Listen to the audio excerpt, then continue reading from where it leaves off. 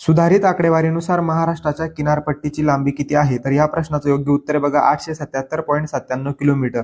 अयोध्येतील राम मंदिरावर धर्मध्वजाचे ध्वजारोहण कोणाच्या हस्ते करण्यात आले? तर या प्रश्नाचं योग्य उत्तर आहे PM नरेंद्र मोदी. तिसरा प्रश्न, सायलेंट हंटर म्हणून कोणत्या युद्ध जहाजास संबोधले जाते? तर या प्रश्नाचं उत्तर आहे INS माही. T20 विश्वचषक 2026 साठी ब्रँड अँबॅसेडर म्हणून रोहित शर्माची निवड करण्यात आलेली आहे. 2026चा पुरुष T20 विश्वचषक कोणत्या देशात होणार आहे? तर या प्रश्नाचं उत्तर आहे बघा भारत आणि श्रीलंका.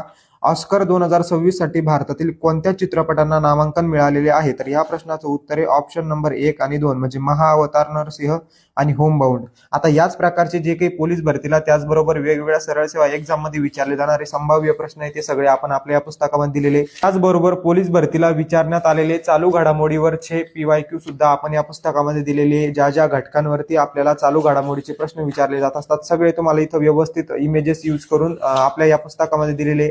ज्या काही महत्वाच्या योजना असतात योजनेवरती पुरस्कारावरती वारंवार प्रश्न विचारले जात असतात त्यामुळे अशा पद्धतीने तुम्हाला सगळी माहिती या पुस्तकामध्ये दिलेली आहे. या पुस्तकाचं नाव आहे बघा करंट एक्सप्रेस. या पुस्तकामध्ये अशा प्रकारे तुम्हाला जे काही क्रीडा घडामोडी असतात त्यावरती वारंवार प्रश्न असतात, पुरस्कारावरती वारंवार प्रश्न असतात, त्याचबरोबर अंतराळा संबंधित आपल्याला परीक्षेला प्रश्न विचारले जात असतात. तर या सगळ्या महत्वाच्या घडामोडी तुम्हाला आपल्या या करंट एक्सप्रेस पुस्तकामध्ये दिलेल्या आहे. या पुस्तकामध्ये 1 डिसेंबर 2024 पासून ते 1 जानेवारी 2026 पर्यंतच्या सगळ्या महत्वाच्या चालू घडामोडी दिलेल्या आहेत. इथून पुढच्या ज्या काही चालू घडामोडी आहे त्या तुम्हाला महाराष्ट्र अकॅडमी या ऍप्लिकेशन मध्ये दिल्या जाणार आहे. पुस्तकाचं नाव आहे बघा करंट एक्सप्रेस महाराष्ट्र पब्लिकेशन. दुकानामध्ये हे पुस्तक तुम्हाला 100 ते 120 रुपयाला मिळून जाईल. दुकानामध्ये जाऊन बघा, आवडलं तर नक्की घ्या.